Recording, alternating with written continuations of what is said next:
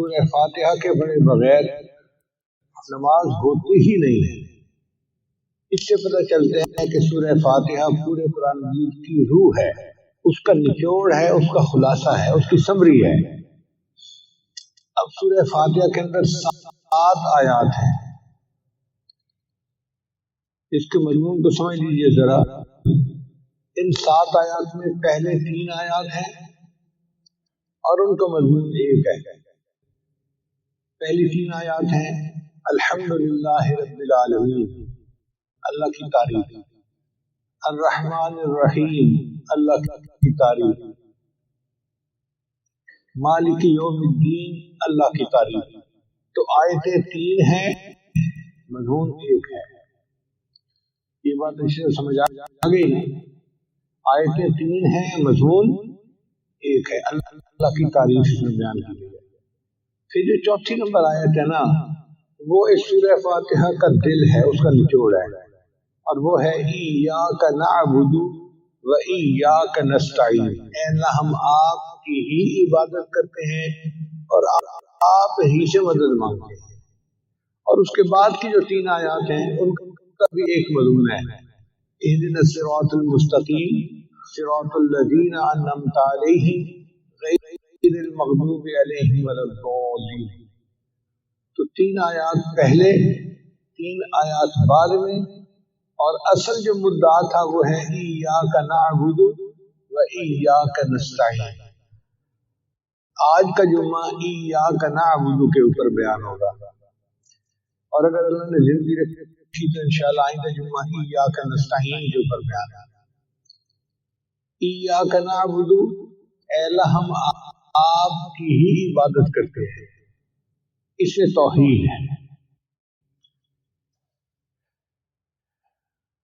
یہ نہیں کہا کہ اللہ ہم آپ کی بھی عبادت کرتے ہیں، نہیں، آپ کی ہی عبادت کرتے ہیں۔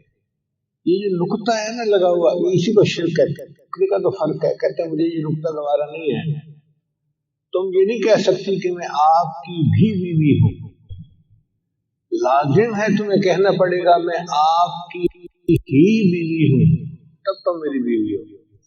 جس طرح خاوند کو بیوی کے لیے یہ نقطہ گوارا نہیں، اسی طرح اللہ کو بھی اپنے بندوں سے یہ نقطہ گوارا نہیں۔ کوئی یہ نہیں کہہ سکتا اللہ ہم آپ کی بھی عبادت کرتے ہیں۔ اللہ فرماتے ہیں نہیں، آپ کی ہی عبادت کرتے ہیں، سب کی نفی کرو۔ تو یہ جو نقطہ ہے نا، یہ شرک ہے ساتھ۔ اس لیے اللہ تعالیٰ توحید چاہتے ہیں، اور توحید پورے قرآن مجید کا نچوڑ ہے۔ اللہ کی شان دیکھیے کہ جن حضرات کو قرآن مجید کے ساتھ رغبت ہے وہ اس کو پڑھتے ہیں تو ہر تھوڑے تھوڑے وقفے کے بعد توحید کی آیات آتی ہیں۔ مجھے تو ایسے لگتا ہے جیسے زیور بناتے ہیں نا، تو اس میں ڈائمنڈ کو تھوڑے تھوڑے وقفے کے ساتھ لگا دیتے ہیں تو زیور چمک جاتا ہے۔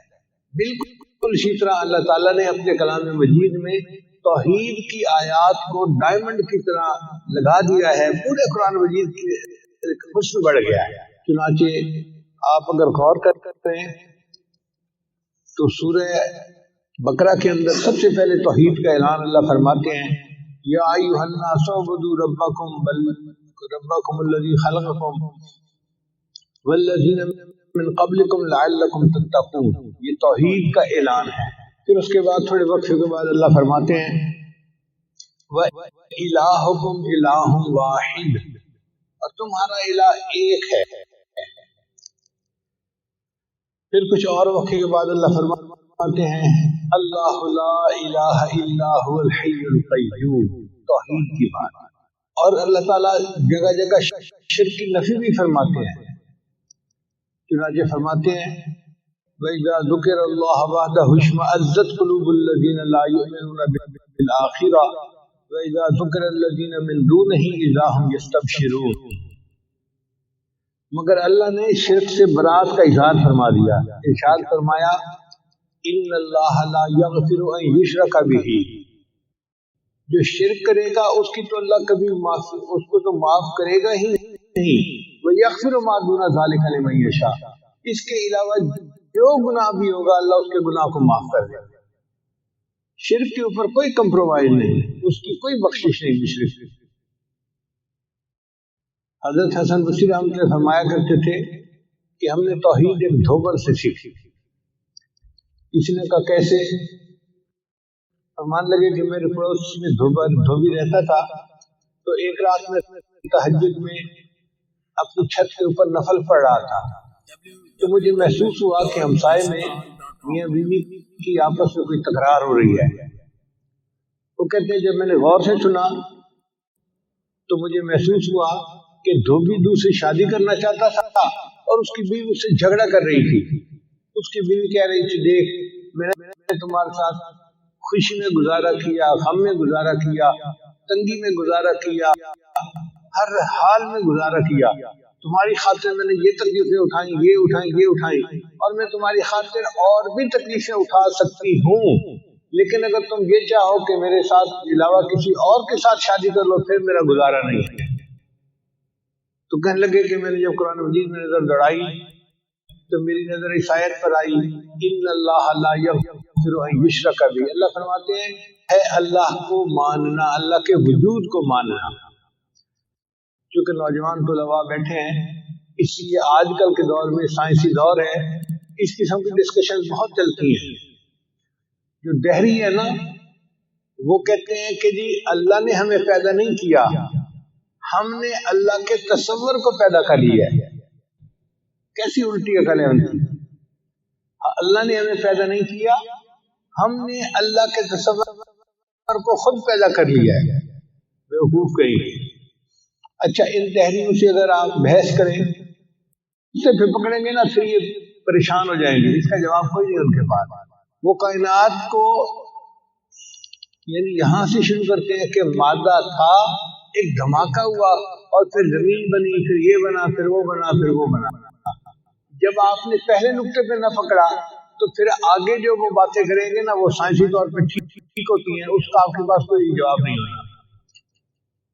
उसको कहें कि देखो भाई तुम भी मफरूजा ही कर रहे हो ना कि मादा था, लेकिन तुम्हारा मादा देखता भी नहीं, अंधा भी है, बहरा भी है, गूंगा भी है, बेजान भी है। और हम कहते हैं कि अल्लाह था और हमारा खुदा देखता भी है, जानता भी है और जिंदा भी है, तो हमारा मफरूजा तुम्हारे मफरूजे से बेहतर है। जब मफरूजा ही करना है तो फिर हम करते हैं कि अल्लाह था, अल्लाह ने आगे कायनात को बना दिया, और हमारा मफरूजा तुम्हारे मफरूजे से हर हाल में बेहतर है।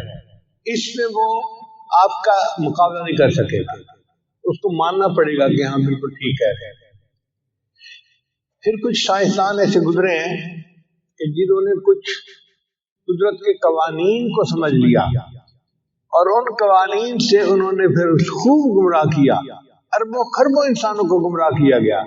उनमें से एक डार्विन साहब थे, उसने एक कानून सीख लिया कि survival of the fittest, law of natural selection. भाई इन कवानीन को हम भी मानते हैं कि कुदरत के कवानीन है, मगर इन कवानीन से ये साबित नहीं होता कि कायनात इन कानून के तहत पैदा हुई है। कायनात को अल्लाह ने बनाया, जिन कवानीन के साथ अल्लाह ने बनाया उनमें से ये भी एक कानून है। अच्छा, ये लॉ ऑफ नेचुरल सिलेक्शन वाले शुरू करते हैं जी कि पानी था, पानी में मछली बनी, फिर मछली से ये बना, फिर ये बना, फिर ये बना, फिर करते कराते आखिर पे आके कहते हैं कि बंदर था, फिर बनमानस बना, फिर बनमानस से इंसान बना। ये बनमानस और बंदर के बच्चे आज भी ये समझते हैं कि हम इंसान बनमानस से बने हैं, और उसकी दलील क्या है कि बनमानस और जो इंसान है ना, इनकी प्रोटीन में 90% मुशाबिहत है। 90% जो प्रोटीन उसकी है वो 100% बंदे की है। तो जब इतनी मुशाबिहत है, कुर्ब है, तो इसलिए ये कहते हैं जी कि बंदर से इंसान बना। हालांकि हम ये कहते हैं कि मुशाबिहत जरूर है, लेकिन बंदर इंसान न बन सका, बल्कि जो इंसान नाफरमान बने, कुरान 1400 साल पहले कह रहे हैं कुलना लहुम कूनू क़िरदतन ख़ासिईन, हमने उन्हें कहा फटकारे हुए बंदर हो जाओ। तो इंसान बिगड़ के बंदर बना, बंदर बेहतर होकर इंसान नहीं बना। ڈائریکشن کا فرق ہے. تعلق تو ہم بھی مانتے ہیں. اچھا یہ اچھے طریقے سے اس کو سائنس سے ثابت کرتے ہیں, بندہ قائل ہو جاتا ہے. مگر ایک جگہ ہے جہاں آ کے یہ پھنستے ہیں, دہری ہے. مثلاً یہ کہیں گے کہ جی پہلے انسان کے جسم پہ بال تھے, اتنے ملین سال میں بال ختم ہو گئے. پھر انسان کی دم تھی, اتنے ملین سال میں دم ختم ہو گئی. کرتے کرتے کرتے پھر ایک وقت ایسا آتا ہے جب انسان کے اندر دماغ بنا.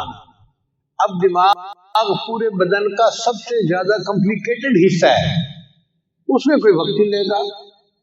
تو اس پوائنٹ پہ ان کو پکڑے کہ بھائی اگر دم ختم ہونے میں ملین سال لگے, بال ختم ہونے میں ملین سال لگے, تو دماغ کے بننے میں تو پھر ٹریلین آ کے پکڑے کہ کیوں مسنگ لنک کو مانتے ہو. اس کے بغیر یہ کائنات کو ثابت کر ہی نہیں سکتے, انسان کی پیدائش کو ثابت کر ہی نہیں سکتے. دیکھیں 1400 سال پہلے قرآن مجید نے 1400 سال پہلے کہہ دیا, اور آج اور اس کی سائنسی تفصیل یہ ہے کہ مرد کے کروموسوم انا خلقناکم من ذکر و انثی, ہم نے تمہیں ایک مرد اور ایک عورت سے پیدا کیا. ذریعے سے اللہ نے اپنے بندوں کو پیدا کیا اور کائنات میں اللہ نے انسانوں کو پھیلا دیا. یہ ہے کائنات کی صحیح تفصیل. جانور کے اندر سپر کمپیوٹر کو سمجھنے کے لیے دماغ نہیں ہے, تو انسان کا دماغ بھی بہت چھوٹا ہے, یہ اللہ کو نہیں سمجھ سکتا. تو اللہ نظر نہیں آتا, مگر کو دیکھ کے ہم اندازہ لگا لیتے ہیں کہ یہاں سے کوئی اونٹ گزرا ہے. کیا یہ لطیف اور خبیر کے وجود کی دلیل نہیں ہے؟ کوئی تو ہے جو نظام ہستی چلا رہا ہے, رات کو دن بنا رہا ہے, وہی خدا ہے. تو جو رات کو دن بناتا ہے, موٹے موٹے تربوز لگے ہوئے ہیں. پھر آگے گیا تو ایک آم کا درخت تھا, تھکا ہوا تھا, اس کے نیچے جا کے لیٹ گیا. پھر اس نے کہا کہ اتنا بڑا درخت ہے اور چھوٹے چھوٹے آم لگے, اس تربوز کے برابر بڑا ہوتا تو میرا تو بھیجا ہی نکل جاتا. اب اس نے خدا کو مان لیا کہ اللہ تیرا جو کام ہے وہ حکمت بھرا ہے, حکمت سے خالی نہیں ہے. تو ہم اللہ کے وجود, وہاڑی کے علاقے میں ایک دفعہ جانا ہوا کہ پیر صاحب میں سنی سنائی باتوں پہ یقین نہیں رکھتا, میں آنکھ سے دیکھتا ہوں تو پھر مانتا ہوں, ورنہ میں نہیں مانتا. ان کا تم نے امریکہ کو دیکھا ہے؟ کہتے دیکھا تو نہیں. میں نے کہا کیوں مانتے ہو؟ پوچھا وکیل صاحب آپ کا نام کیا ہے؟ کہتا ہے یہ. میں نے کلو کا پٹھا فلاں فلاں. پھر کہنے لگے آج کے بعد کوئی تو اس سے پوچھے تیرے باپ کا نام ہے, لکھی میں کوئی پتہ نہیں. اب بڑی شرمندگی ہوئی اس کو. اور بعد میں پھر اس کی جو دریدہ دہنی تھی, اس کا اللہ نے اس کو عذاب بھی دیا.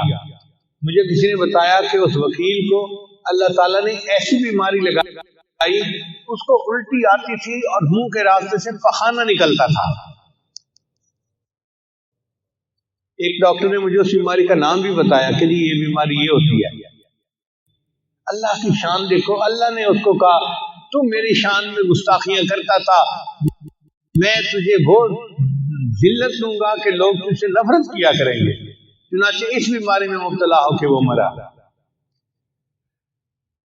تو باتیں دو ہیں, ایک ہم اللہ کے وجود کو بھی مانتے ہیں اور دوسرا اللہ کو ایک بھی مانتے ہیں. امام راضی رحمۃ اللہ علیہ نے اللہ کے وجود وہ ایک دلیل دیتے گئے, شیطان توڑتا گیا, وہ دوسری دلیل شیطان توڑتا گیا, تیسری دلیل, 100 کی 100 دلیلیں انہوں نے دی اور شیطان نے 100 کی 100 دلیلیں توڑ دی. اب امام راضی پریشان ہو گئے. اللہ نے اپنے مقبول بندوں کے ایمان کو بچانا ہوتا ہے, تو اس وقت ان کو کشف میں اپنے شیخ کی شکل نظر آئی, اور ان کے شیخ ان کو ناراض ہو کے کہہ رہے تھے کہ راضی تو اس کو کیوں نہیں کہتا کہ میں اللہ کو بغیر دلیل کے مانتا ہوں. چنانچہ جب اس نے شیطان کو یہ بات کہی تو اس کا توڑ شیطان کے پاس نہیں تھا. تو بس آپ بھی یہی کہیں, جب بھی کسی ذریعے سے بات ہو کہ بھئی اس کے لیے دلیل کی کوئی ضرورت ہی نہیں ہے, ہم بے دلیل مانتے ہیں کہ اللہ موجود ہے, اسی نے کائنات کو پیدا کیا. اب اسے اگلی بات کہ اللہ ایک ہے. عقل کہتی ہے اگر دو خدا ہوتے تو جیسے دو افسروں کے درمیان مسئلے ہوتے ہیں ایک کہتا ہے یہ کرنا چاہیے، دوسرا کہتا ہے یہ کرنا چاہیے، تو پھر کائنات میں بھی ایسے ہوتا. ایک خدا کہتا ہے مشرق سے سورج کو نکالتے ہیں، دوسرا کہتا ہے مغرب سے نکالتے ہیں، تو کائنات کا نظام تو تباہ ہو جاتا. تو اللہ ہے اور ایک ہے، اس کا کوئی شریک نہیں ہے. اس کو کہتے ہیں توحید باری تعالیٰ. اس کو پکا رکھے، یہ ذہن میں رکھیں کہ توحید اگر بندے کی سلامت رہی تو قیامت کے دن اس کے سارے گناہوں کو اللہ معاف فرما دے.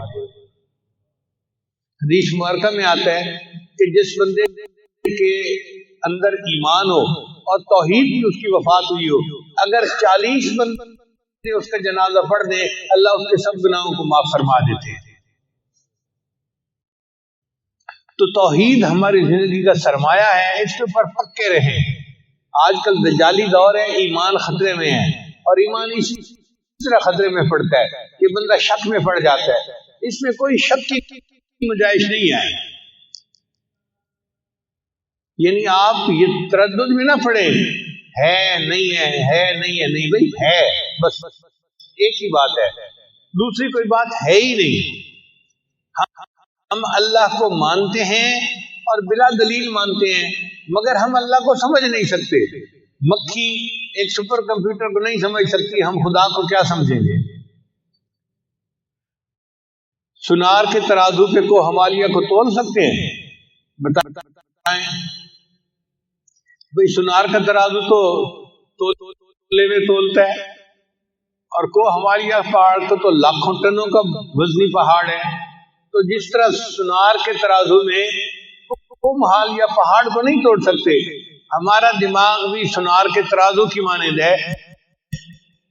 ہم اس دماغ میں اللہ کو نہیں سما سکتے. اللہ اس سے بلند ہے، بالا ہے. جو کچھ دیکھا گیا، سنا گیا یا جانا گیا، سب اللہ کا غیر ہے. اللہ اس سے بلند و بالا ہے. تو اللہ موجود ہے، پہلی بات، اور دوسرا اللہ ایک ہے، اس کا کوئی شریک نہیں.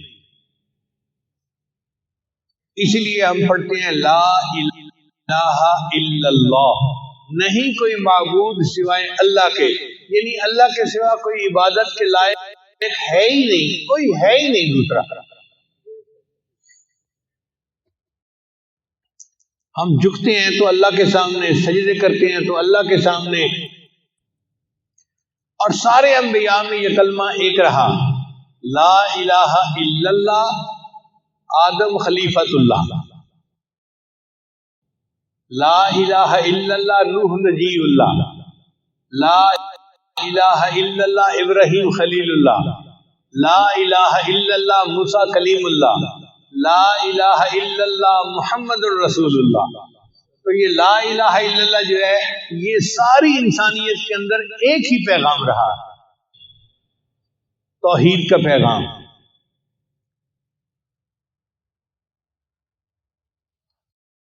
تو ہم اللہ کو مانتے ہیں اور اللہ کو ایک بھی مانتے ہیں. شاعر نے کہا، چاند تاروں میں تو، مرغزاروں میں تو، اے خدایا،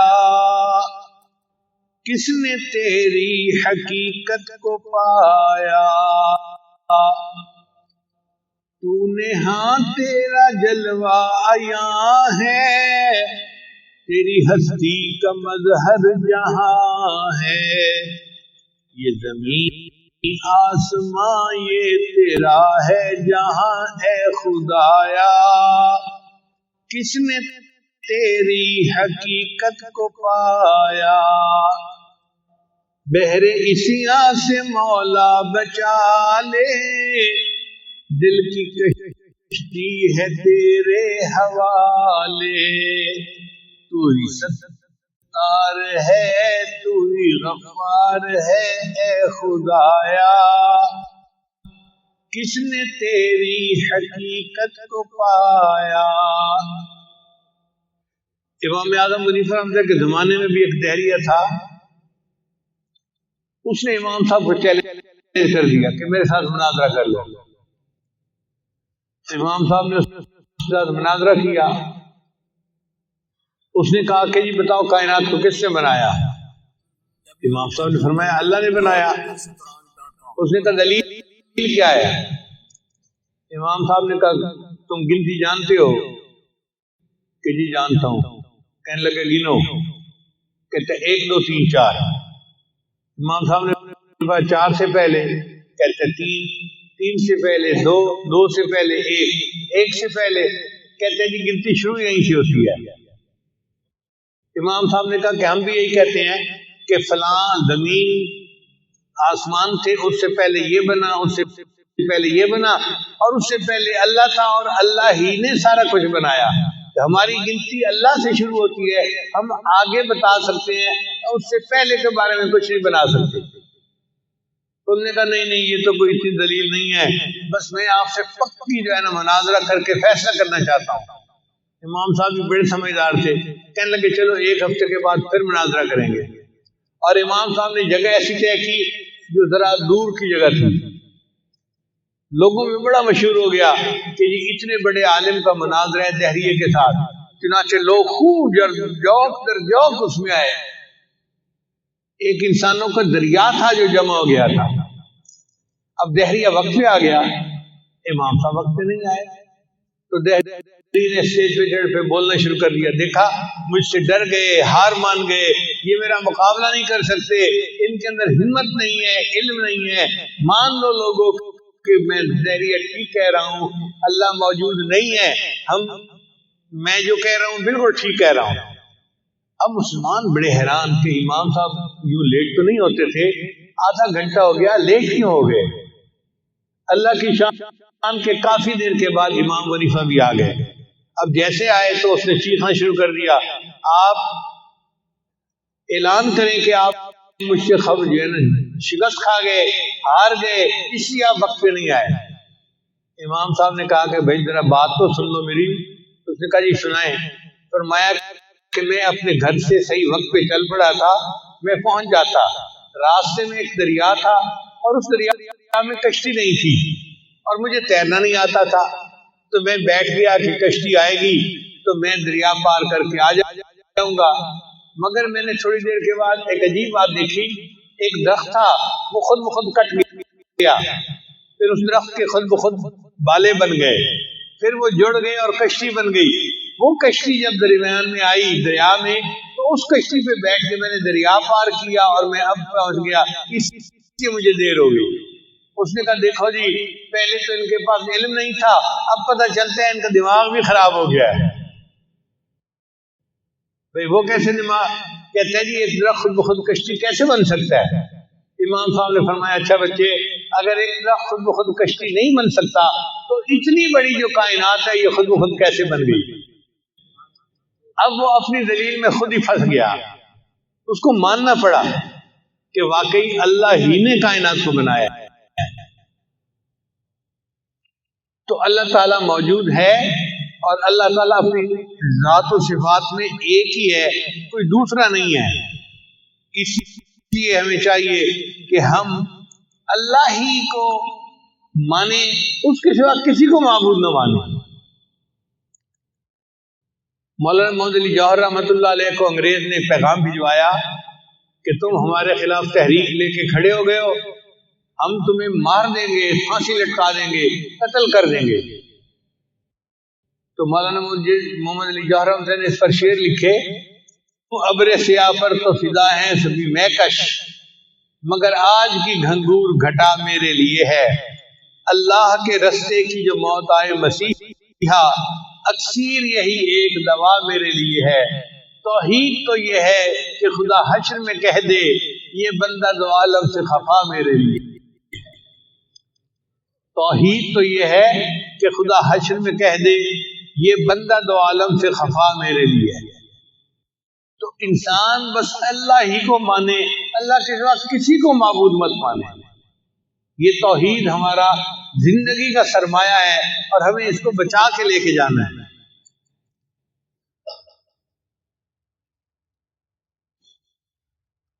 مولانا محمد علی جوہر رحمۃ اللہ علیہ جیل میں تھے، ان کی بیٹی بیمار ہو گئی۔ ماں نے پوچھا بیٹی، حکیموں نے تو جواب دے دیا اب تیری زندگی کی کوئی آخری خواہش؟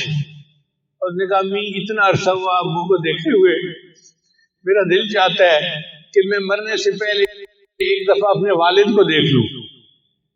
ماں نے کہا بیٹا خط لکھو، تو بیٹی نے خط لکھا، ابا حضور ڈاکٹر نے جواب دے دیا ہے اور میں اپنی موت کے انتظار میں ہوں، مگر میری زندگی کی آخری خواہش ہے کہ میں آپ کے دیدار سے آنکھوں کو ٹھنڈا کر لوں، آپ کوئی طریقہ اختیار کریں اور مجھے اپنی زیارت کروائیں۔ تو مولانا محمد علی رحمۃ اللہ نے اسی خط کے پشت کے اوپر اس کا جواب لکھوایا، میں تو مجبور سہی اللہ تو مجبور نہیں، میں تو مجبور سہی اللہ تو مجبور نہیں، تجھ سے میں دور سہی وہ تو مگر دور نہیں،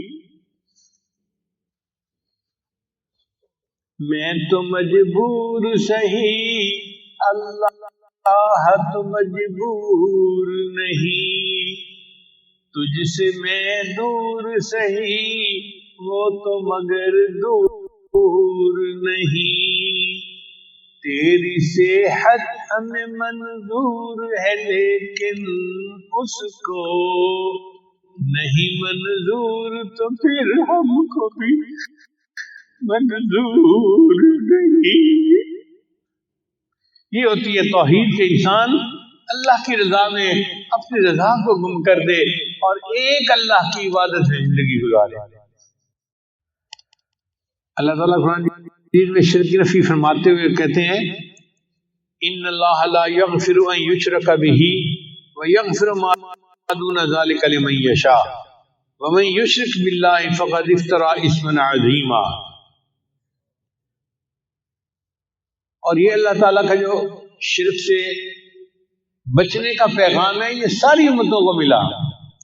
اللہ فرماتے ہیں وَلَقَدْ أُوحِيَ إِلَيْكَ وَإِلَى الَّذِينَ مِن قَبْلِكَ لَئِنْ أَشْرَكْتَ لَيَحْبَطَنَّ عَمَلُكَ وَلَتَكُونَنَّ مِنَ الْخَاسِرِينَ۔ یعنی اللہ تعالیٰ اپنے پیارے حبیب صلی اللہ علیہ وسلم کو فرماتے ہیں اے میرے محبوب صلی اللہ علیہ وسلم یہ پیغام ہم نے پہلی امتوں کو بھی دیا اور آپ کو بھی دے رہے ہیں، اگر آپ شرک کریں گے ہم آپ کے سارے عملوں کو ضائع کر دیں گے۔ ایک جگہ اللہ تعالیٰ فرماتے ہیں قرآن مجید میں یا ایھا الناس ضرب مثل فاستمعوا له ان الذين تدعون من دون الله لن يخلقوا ذبابا ولو اجتمعوا له وان يسلبهم الذباب شيئا لا يستنقذوه منه ضعف الطالب والمطلوب۔ طلب کرنے والا بھی ضعیف اور جس کو طلب کیا جا رہا ہے وہ بھی بودا اور ضعیف۔ تم سے کوئی مکھی چیز لے کے چلی جائے تو مکھی سے وہ چیز واپس نہیں لے سکتے، تم اتنے کمزور ہو اور خدا کے ساتھ شریک بناتے ہو کسی کو۔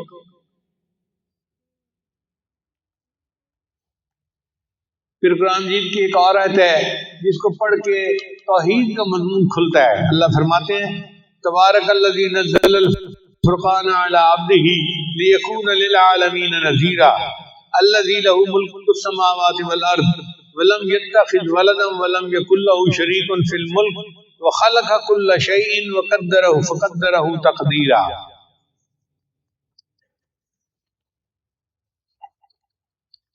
اور سورۃ اسراء کی ایک آیت میں تو بہت عجیب مضمون ہے۔ اللہ فرماتے ہیں وَقُلِ الْحَمْدُ لِلَّهِ الَّذِي لَمْ يَتَّخِذْ وَلَدًا وَلَمْ يَكُنْ لَهُ شَرِيكٌ فِي الْمُلْكِ وَلَمْ يَكُنْ لَهُ وَلِيٌّ مِّنَ الذُّلِّ وَكَبِّرْهُ تَكْبِيرًا۔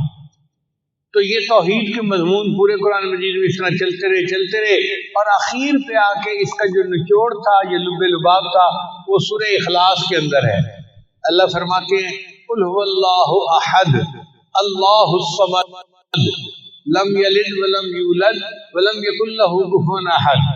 اب سورہ اخلاص کی تفسیر سمجھنے کے لیے میں چند الفاظ آج آپ کو جو ہے نا وہ پیش کر دیتا ہوں، مضمون میں رکھیں گے تو آپ کو سورہ اخلاص کا مضمون پورا ہر وقت ذہن میں رہے گا۔ قل هو اللہ احد، آپ کہہ دیجئے کہ اللہ ایک ہے۔ احد کہتے ہیں وہ ایک जिस जैसा कोई दूसरा हो ही नहीं सकता। अल्लाह ने अपने आप को अहद कहा, ऐसा एक जिस जैसा कोई दूसरा है ही नहीं। सूरह काफ के आखिर पे भी अल्लाह ने यही पैगाम दिया, मन कान यरजू लिक़ा रब्बिही फलयअमल अमलन सालिहा वला युशरिक बिइबादति रब्बिही अहदा। अल्लाह की इबादत में किसी एक को शरीक न बनाए। तो अल्लाह अहद है। अहद का क्या मतलब? वो एक जिस जैसा कोई दूसरा हो ही नहीं सकता। ये अहद का लफ्ज बड़ा खास है।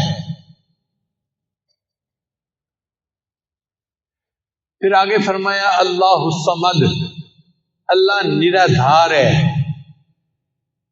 निराधार का क्या मतलब? कि सारी मखलूक अल्लाह की मोहताज है, अल्लाह किसी का मोहताज नहीं है। अब ये बात अपनी जगह हकीकत है, हम सब अल्लाह के मोहताज हैं, अल्लाह किसी का मोहताज नहीं है। तो ये दो आयतें हुई। समझने के लिए इसको यूं समझ लीजिए कि पहली आयत में तौहीद वजूदी है। ये तौहीद वजूदी सूफिया वाली नहीं है, बल्कि लफ्ज इस्तेमाल किया जा रहा है अपने समझने के लिए। कुल हुवल्लाहु अहद, ये वजूद के बारे में है कि अल्लाह एक है, उस जैसा कोई है ही नहीं। ये तौहीद वजूदी हुई। फिर अल्लाह समद, सब अल्लाह के मोहताज हैं, अल्लाह किसी का मोहताज नहीं है। ये तौहीद शहूदी हुई। सूफिया वाली तौहीद शहूदी नहीं, समझने के लिए हम उस लफ्ज को इस्तेमाल कर रहे हैं। तो कुल हुवल्लाहु अहद और अल्लाहु समद, तौहीद वजूदी, तौहीद शहूदी। और तीसरा है वलम यलिद वलम यूलद, ना अल्लाह ने किसी को जना, ना अल्लाह को किसी ने जना। ये तौहीद ज़ात है। ना अल्लाह की कोई औलाद है, चूंकि मुशरिक जो थे वो अल्लाह को तो मानते थे, लेकिन कहते थे कि फरिश्ते अल्लाह की बेटियां हैं।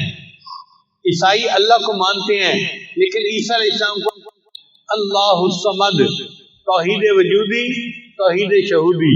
और तीसरी जो है वो है तौहीद ज़ात। और चौथा है वलम यकुल लहू कुफुवन अहद, और उसका कोई कुफ भी नहीं है, हमसर भी नहीं है। सिफात में उसकी कोई उस जैसी सिफात रखने वाला है ही नहीं। ये तौहीद सिफात हुई। तो चार लफ्ज याद रखें, पूरी सूरह इखलास का मजमून आपको हर वक्त ज़हन में रहेगा। कुल वल्लाहु अहद, तौहीद वजूदी, अल्लाहु समद, तौहीद शहूदी। एक साहबी हर नमाज में यही पढ़ते थे। किसी ने पूछा नबी अलैहिस्सलाम से कि जी वो हर नमाज में यही सूरत पढ़ती है। नबी अलैहिस्सलाम ने पूछा तुम क्यों कर जाएगा? ये तौहीद इतनी अहम है, इतनी अहम है कि इमाम अल्लाह उनके गुनाहों को भी माफ फरमा देता। और एक मकतूब में इमाम रब्बानी में फरमाते हैं कि अगर एक मर्तबा कलमा पढ़ने पर अल्लाह सारी मखलूक के गुनाहों को माफ फरमा दे तो इसकी भी गुंजाइश मौजूद है। ला इलाहा इल्लल्लाह, इसका जिक्र करते रहा करे, चलते फिरते, लेटे बैठे, जब भी फारिग हो, बजाय मौसीकी सुनने के या इधर उधर मसरूफ रहने के, ला इलाहा इल्लल्लाह की दरबे लगाए। फरमाए व आखिरु दावाना अनिल हम्दुलिल्लाह। इंसान जो काम भी शरीयत और सुन्नत के खिलाफ करता है उसको गुनाह कहते हैं। उस गुनाह से तौबा करना लाजिम होता है। इरशाद बारी ताला है वतूबू इलल्लाहि जमीअन अय्युहल मुमिनून लअल्लकुम तुफ्लिहून, और ऐ ईमान वालो तुम सब के सब अल्लाह के सामने तौबा करो ताकि तुम फलाह पा जाओ। चुनांचे इब्न तैमिय्या रहमतुल्लाह अलैह ने अल ईमानुल औसत की किताब है, उसमें 10 असबाब बताए हैं जिनसे इंसान के गुनाह माफ होते। ये 10 असबाब हमें ज़बानी याद होने चाहिए ताकि हम इनके जरिए से अपने गुनाहों की बख्शिश का बंदोबस्त करें। सबसे पहला सबब इस्तिग़फ़ार। इस्तिग़फ़ार कहते हैं कि अपने गुजरे हुए गुनाहों पर नादिम होना। शरीयत ने कहा अन्नदम तौबत, नदामत ये तौबा है। اور حدیث مبارکہ میں ہے کہ قیامت کے دن سب سے زیادہ خوش انسان وہ ہوگا من وجد فی صحیفتہ استغفارا کثیرا، جس کے نام اعمال میں کثرت کے ساتھ استغفار لکھا ہوا ہوگا، تو ہمیں کثرت سے استغفار پڑھنا چاہیے۔ چنانچہ ایک شخص حضرت حسن لانو کے پاس آیا، حضرت بہت گناہگار ہوں، کوئی عمل بتائیں، فرمایا استغفار پڑھو۔ ایک اور آدمی آیا، حضرت بارش نہیں ہو رہی، کوئی عمل بتائیں، فرمایا استغفار پڑھو۔ پھر ایک آدمی آیا کہ حضرت بہت قرضہ چڑھ گیا، دعا کریں کہ کوئی اسباب بن جائیں رزق کے، مال کے، تاکہ قرضہ اتر جائے، فرمایا استغفار کرو۔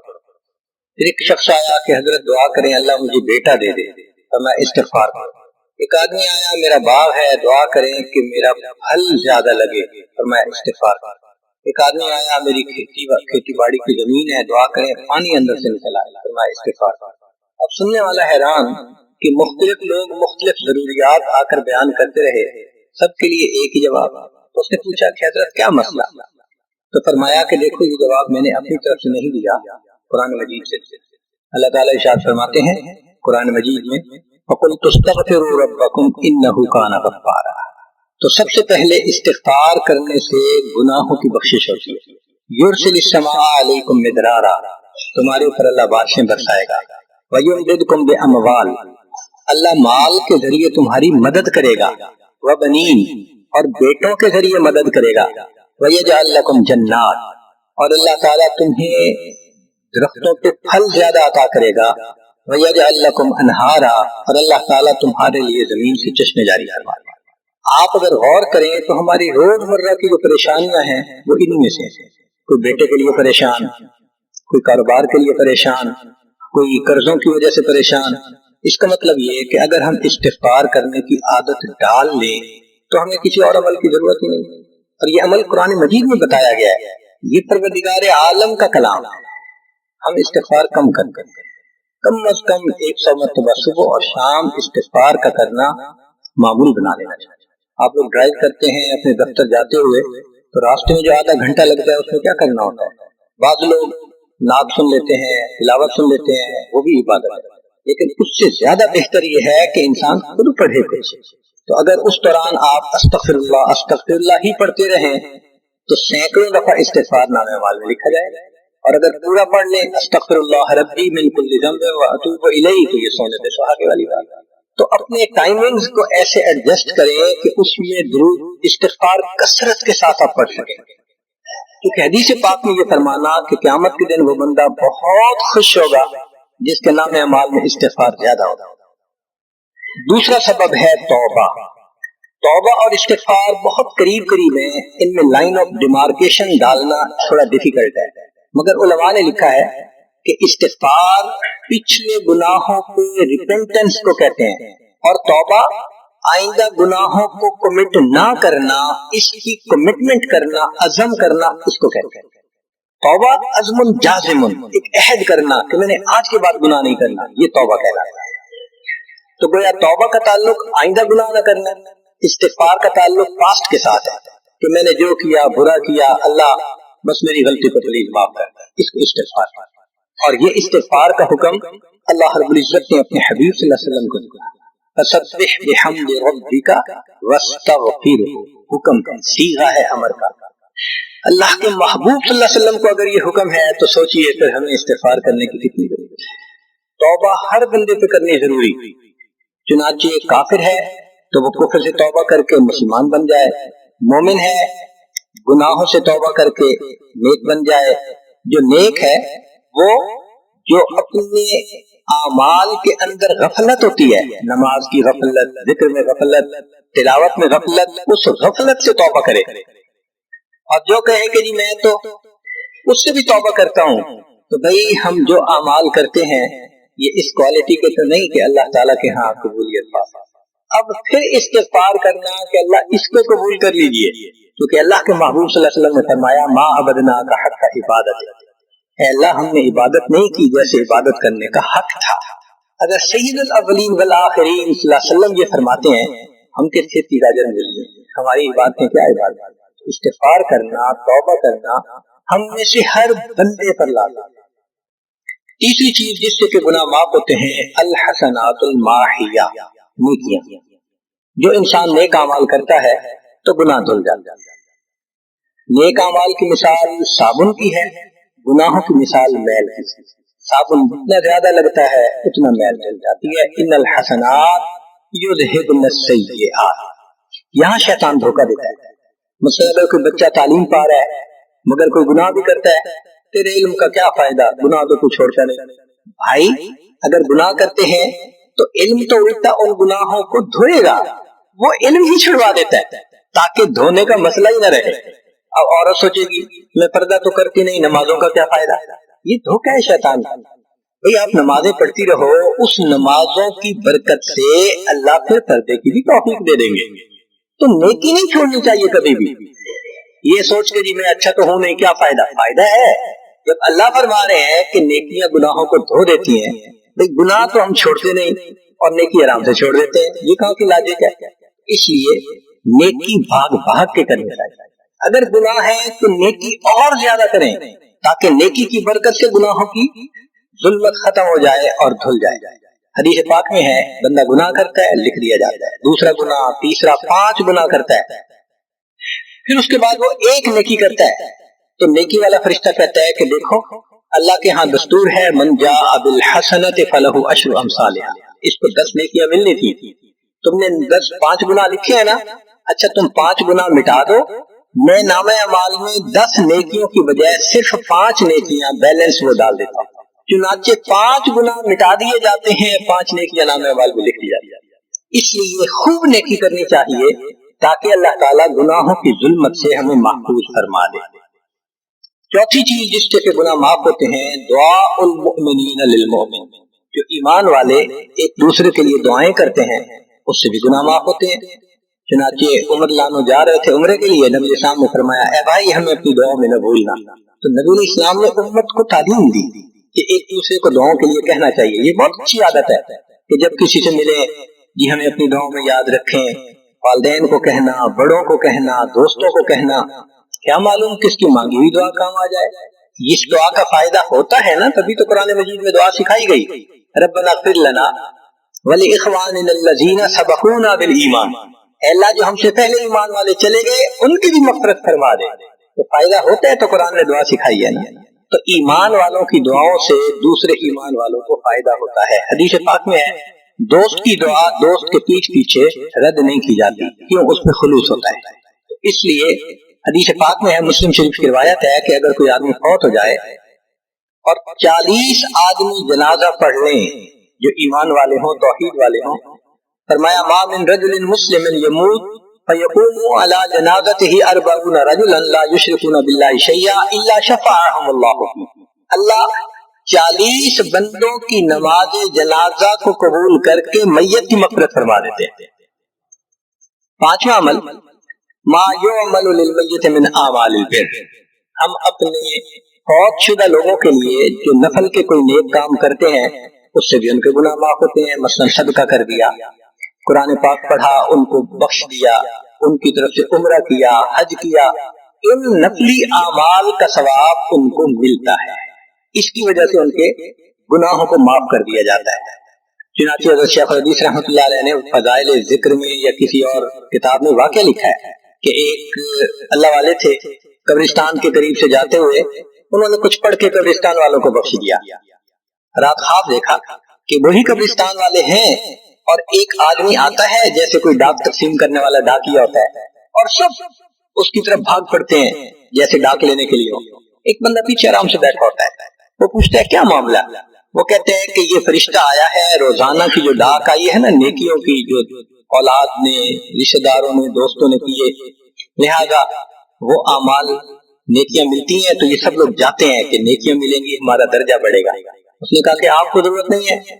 کہنے لگا ہاں میں لے لوں گا، مگر میرا ایک بیٹا ہے جسے میں نے قرآن پاک کا حافظ بنایا، اس کی دکان ہے، وہ سارا دن دکان پہ بیٹھا رہتا ہے اور ساتھ ساتھ قرآن پڑھتا رہتا ہے، تو مجھے اتنی نیکیاں مل جاتی ہیں کہ میں بعد میں لے لوں گا.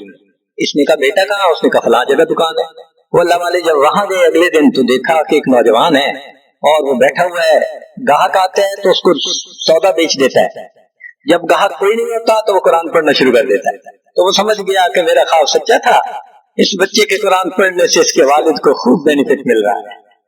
कुछ अरसे के बाद दोबारा फिर उसी कब्रिस्तान के करीब से गुजरे, फिर उन्होंने कुछ पढ़ के बख्श दिया।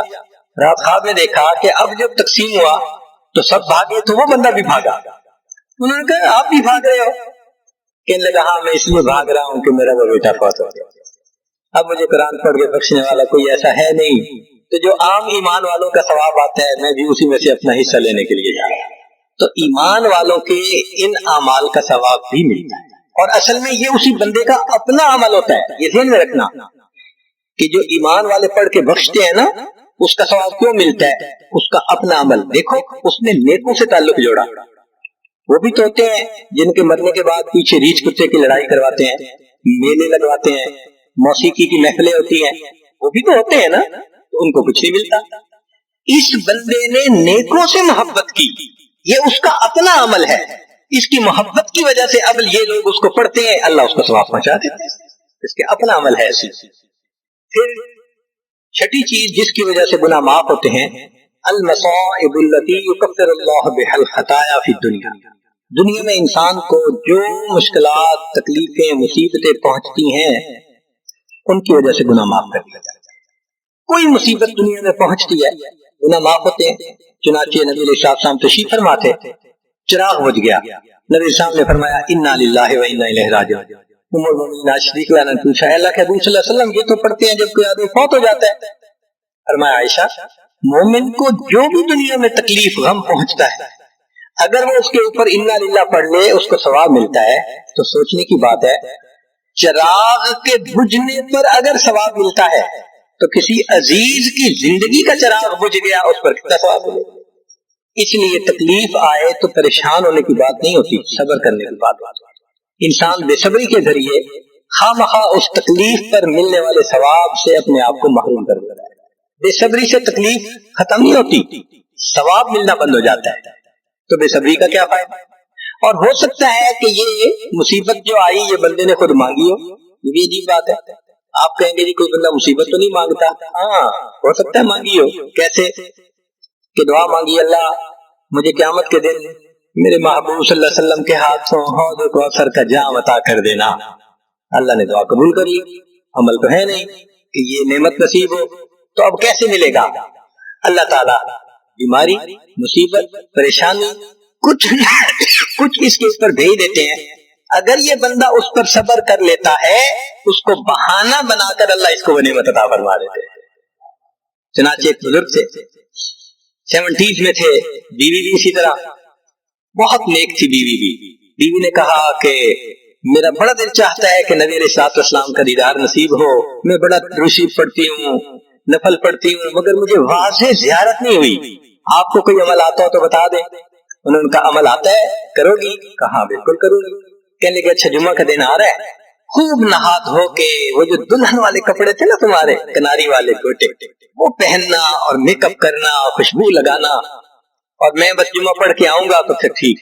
उसने कहा बहुत अच्छा। वो अल्लाह की बंदी नहाई धोई, दुल्हन की तरह खूब तैयार हुई, कपड़े दुल्हन वाले पहने। इन बुजुर्गों ने जुम्मा की नमाज पढ़ी तो साथ भाई का घर था उसकी, यानी इनकी बीवी का, तो बीवी के भाई के घर चले गए। उसको जाके कहा मेरी उम्र देखो और आके अपनी बीवी बहन की हालत देखो। उसने कहा क्या मसला? वो साथ आ गया, और जब घर आके उसने देखा तो दुल्हन बनी बैठी है। भाई को गुस्सा आया, तुमने अपनी, ये तुम्हारी उम्र और ये तुम्हारे लक्षण। उसने तो डांटा और वो बेचारी रोई, उसका दिल टूटा, रो के हाल बुरा, सो गई। अल्लाह की शान के उस नींद में उसको नबी अलैहिस्सलाम की ज़ियारत नसीब हुई। अब वो उठी तो वो खुश भी है और परेशान भी है। खुश इस बात पे कि ज़ियारत हो गई, और परेशान इस बात पे कि मियां ने क्या किया, खुद कहा दुल्हन बनो और खुद भाई से मुझे डांट पड़वा दी। तो फिर इसने पूछा कि आपने ऐसा क्यों किया।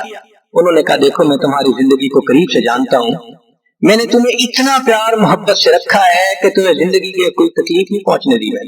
तुमने इबादत की इंतहा की है, मगर कुछ नेमतें होती हैं जो दिल टूटने पे मिलती है। तुम्हारा तो कभी दिल टूटा नहीं, तो मैंने एक बहाना बनाया कि तुम्हें कहा दुल्हन बनो, भाई को शिकायत लगा दी, उसने डांट पिला दी, तुम्हारा दिल टूटा, अल्लाह को रहम आ गया। अल्लाह ताला टूटे दिलों पर रहम फरमा देते हैं। तो मुमकिन है कि ये मुसीबत, ये परेशानी اللہ کی طرف سے ہمارے لیے انعام کا سبب بن کے آئی ہو. اس لیے ہمارے بزرگوں نے کہا سکھ دکھاں تو دیوا وار, کہ میں سکھوں کو دکھوں پہ قربان کر دوں. سکھ دکھاں تو دیوا وار, دکھا آن ملائم یار, کہ دکھوں نے مجھے میرے یار سے ملا دیا. اللہ کو بڑا طرح آتا ہے اس بندے پر جس پر کوئی مصیبت آتی ہے, پریشانی آتی ہے. پھر ساتویں چیز جس سے کہ گناہ معاف ہوتے ہیں, ما يحصل في القبر من الفتنة والزغطة والروع. قبر کے اندر انسان جب جائے گا تو اس کو وہاں پر ضبط قبر پیش آئے, قبر دباتی ہے, اس قبر کے دبانے سے بھی گناہ معاف ہوتے ہیں, اور یہ ضبط قبر ہر کسی کو پیش آئے گا.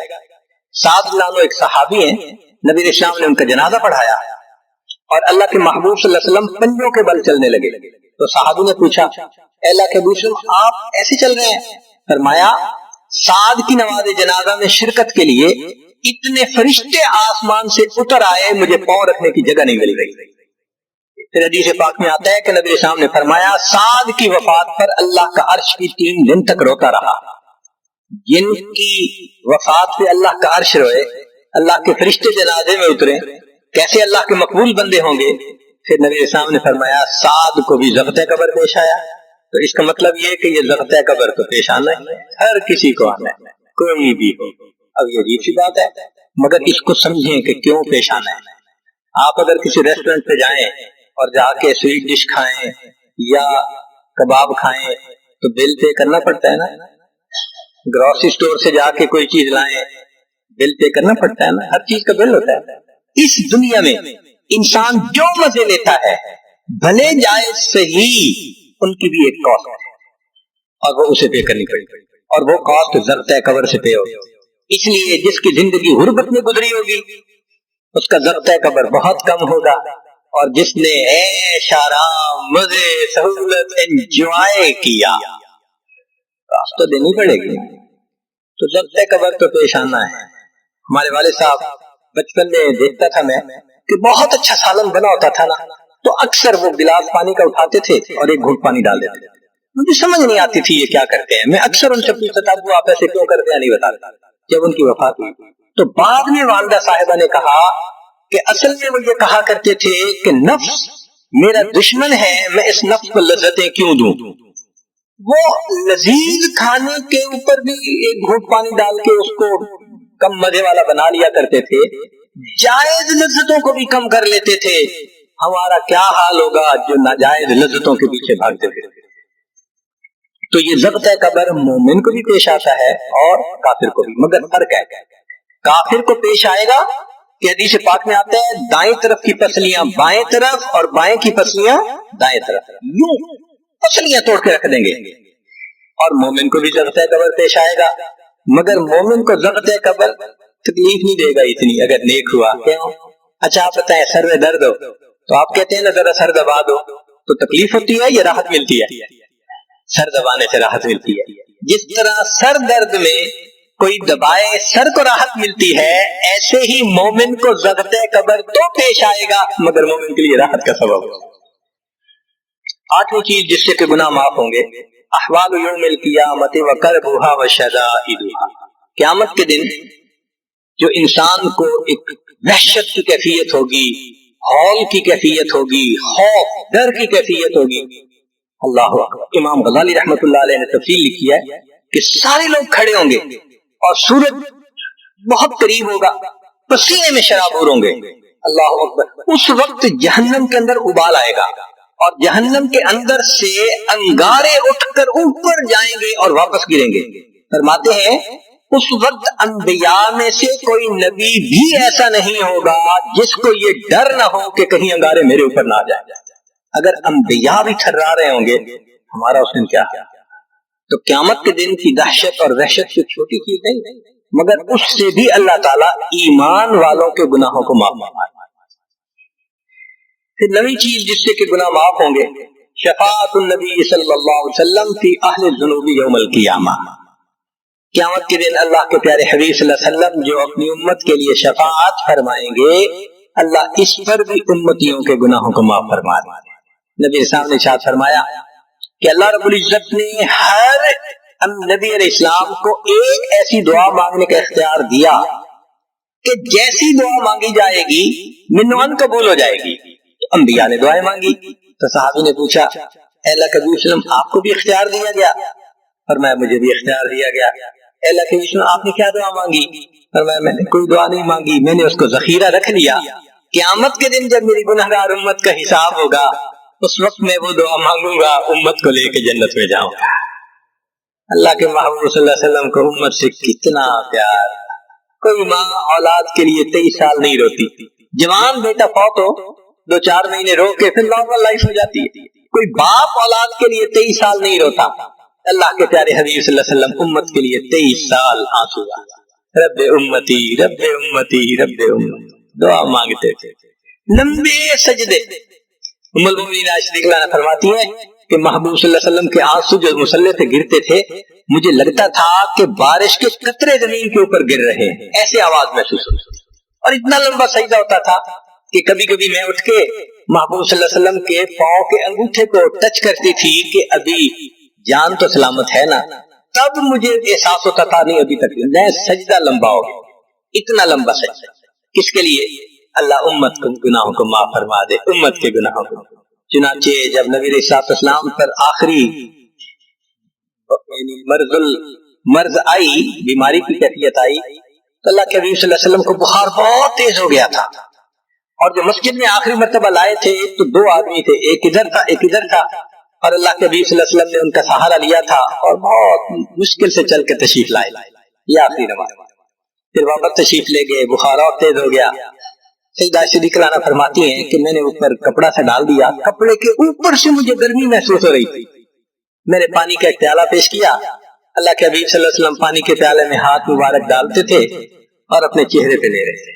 اور جسم تھا کہ جیسے کوئی گرم چیز میں سے گرمی نکل رہی ہوتی ہے، اس طرح وہ بخار سے دہک رہا. فرماتی ہیں کہ مجھے محسوس ہوا کہ یہ تو بہت تیز بخار ہے، کبھی ایسا نہیں دیکھا. تو میں نے پوچھا اے اللہ کے حبیب صلی اللہ علیہ وسلم بخار ایسا تو کبھی نہیں دیکھا، اتنا زیادہ تیز اتنا زیادہ تیز. نبی صاحب نے فرمایا عائشہ مومن کو سکرات موت کے وقت جو تکلیف ہوتی ہے اس پر بھی اس کے گناہ معاف ہوتے ہیں. میں نے اللہ سے یہ دعا مانگی تھی اللہ جب میری سکرات کا وقت آئے تو مجھے تکلیف زیادہ دے دینا اور اس کے بدلے اللہ میری امت کے گناہوں کو معاف فرما دے. عائشہ یہ وہ سکرات ہے جس کی وجہ سے مجھے تکلیف بہت ہے. اللہ کے محبوب صلی اللہ علیہ وسلم کو اتنی تکلیف ہوتی. اتنے میں اطلاع ملی، دروازہ کھٹکھٹایا گیا. پوچھا کون؟ جواب ملا جبریل علیہ السلام اور اسرائیل علیہ السلام اجازت مانگتے ہیں آنے کی. نبی صاحب نے فرمایا جبریل اندر آ جائیں. تو جبریل آئے. اے اللہ کے نبی صلی اللہ علیہ وسلم اللہ نے آپ کو یاد فرمایا ہے. نبی صاحب نے فرمایا جبریل اللہ تعالیٰ سے پوچھ کے یہ پہلے بتاؤ میرے بعد میری امت کا کیا حال ہوگا، پہلے پوچھ کے بتاؤ. جبریل علیہ السلام نے اللہ تعالیٰ سے پوچھا.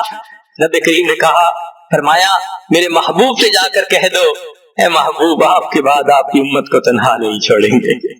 جب نبی علیہ السلام کو تسلی ہو گئی محبوب نے فرمایا اچھا ملک الموت کا بھی وعدہ. اللہ کے محبوب صلی اللہ علیہ وسلم کو امت سے ایسی محبت تھی. اللہ اکبر.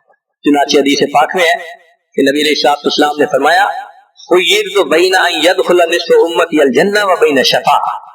اللہ رب العزت نے مجھے چوائس دیا، اختیار دیا کہ اے میرے حبیب صلی اللہ علیہ وسلم آپ چاہیں تو آپ کی آدھی امت کو بلا حساب جنت بھیج دیں گے اور آپ چاہیں تو جن کی آپ شفاعت کریں ان کو بھیجیں گے. نبی علیہ السلام فرماتے ہیں فاخترت شفاعہ میں نے شفاعت کو چن لیا لأنها اعم و اکثر اس لیے کہ میری شفاعت پر آدھی سے زیادہ امت کے لوگ جنت میں چلے جائیں گے. اللہ اکبر. پوچھنے والے نے پوچھا اے اللہ کے حبیب صلی اللہ علیہ وسلم اترونها للمتقین کیا آپ کی شفاعت نیکوں کے لیے ہوگی؟ فرمایا لا ولکنها للمذنبین الخطائین المتلوثین. نہیں میری شفاعت میرے امت کے گنہگاروں کے لیے. اللہ کے حبیب صلی اللہ علیہ وسلم کی شفاعت کا نصیب ہو جانا یہ بھی گناہوں کی بخشش کا سبب ہے. مگر شفاعت کس کو نصیب ہوگی اس کی بھی تفصیل سن لیجئے. کچھ لوگ ہوتے ہیں سنت کو دیکھتے ہیں ان کا دل خوش ہو جاتا ہے، وہ سنت رکھنے والے کو انکریج کرتے ہیں، اس کو مورل سپورٹ دیتے ہیں، نہیں تم نے اچھا کیا۔ اور کچھ وہ ہوتے ہیں کہ جو دیکھتے ہیں چہرے پہ سنت سجی، کیا ملا بن گئے، کیا تم نے چہرے پہ کر لیا۔ علماء نے لکھا جس نے سنت کو دیکھ کر ناگواری کا اظہار کیا اس نے اپنے آپ کو شفاعت سے محروم کر دیا۔ یہ نہیں ہے کہ ہم سنت کا مذاق بناتے پھریں اور ہمیں شفاعت نصیب ہو، نہیں، احترام ہو دل میں سنت کا۔ نبی علیہ السلام کی ایک ایک سنت پہ قربان ہو انسان، جب یوں محبت ہوگی تو پھر نبی علیہ السلام کی شفاعت بھی ہوگی۔ 10واں سبب جس سے کہ گناہ معاف ہوں گے، رحمت اللہ وعفوہ ومغفرتہ بلا سبب من العباد۔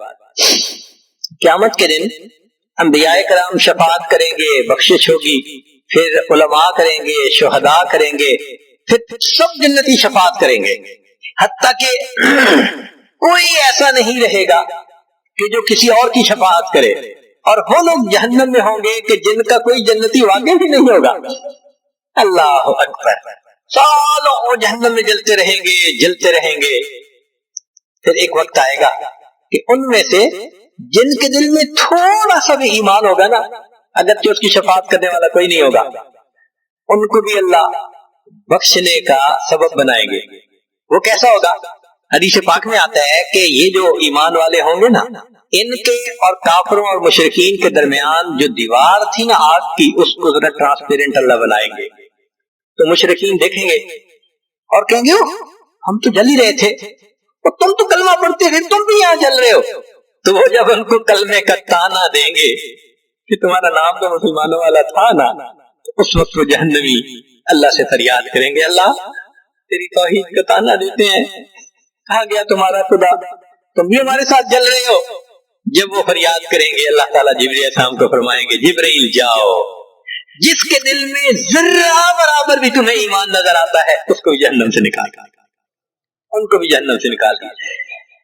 پھر اس کے بعد وہ بچیں گے کہ جن کا ذرہ ایمان بھی نہیں فرشتے کو نظر آئے گا، مگر اللہ فرمائیں گے انبیاء نے بھی شفاعت کر لی، شہداء نے بھی، علماء نے بھی، جنتیوں نے بھی، اب میں اپنی رحمت کا اظہار کرتا ہوں، میں بھی تو بندوں سے محبت کرتا ہوں۔ حدیث پاک میں ہے ثلاث حشیات، یوں کر کے اگر گندم ہونا اور انسان دونوں ہاتھوں کو ایسے کرے تو اس کو لپ کہتے ہیں، لپ بھرنا۔ تو اس میں ہزاروں چاول کے دانے آ سکتے ہیں۔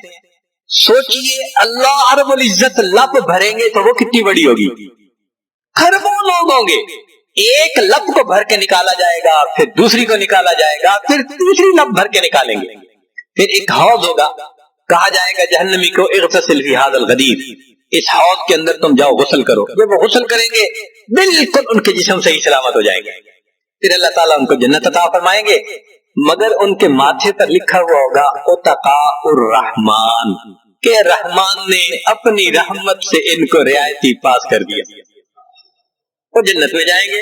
اب جو جنت میں جائیں گے تو جنتی لوگ ان کے ساتھ ملیں گے، خوش ہوں گے، مگر کہیں کہیں کوئی ان کو کہے گا ہم تو اللہ کے فضل سے سیدھا آ گئے، تم تو آیا فلاں جگہ سے آئے ہو نا، رعایتی پاس ہو۔ اب جب ان کو رعایتی پاس کا تانا ملے گا تو ان کو عجیب لگے گا، پھر ایک وقت آئے گا کہ یہ سب اتقاء الرحمن اللہ کے سامنے فریاد کریں گے، اللہ آپ نے اپنی رحمت سے جہنم سے نکال دیا، جنت بھیج دیا، یہ جو مہر ایک لگا دی یہ بھی تو اتار دیجیے نا۔ تو اللہ تعالیٰ ان کی مہر کو ختم فرمائیں گے اور یہ جنت میں رہنے لگ جائیں گے۔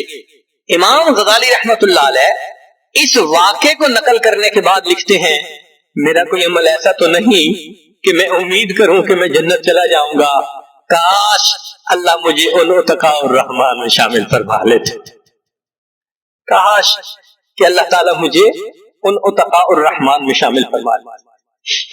بے گناہوں میں چلا زاہد جو اس کو دیکھنے، مغفرت بولی ادھر آ میں گناہگاروں میں ہوں، وہ کرشمے شان رحمت نے دکھائے روز حشر، چیخ اٹھا ہر بے گناہ میں بھی گناہگاروں میں ہوں۔